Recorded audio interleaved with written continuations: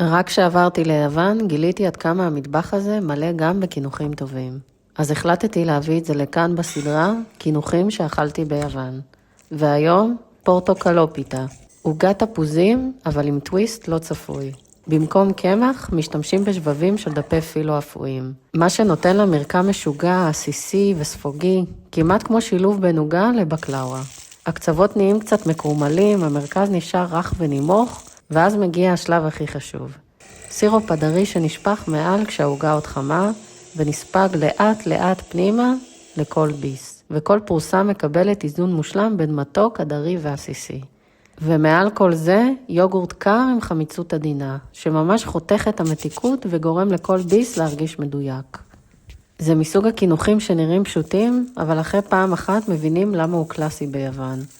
ומה יותר יוון מהשילוב של פילו, יוגורט, שמן זית ותפוז. המתכון המלא בתיאור. קליורקסי.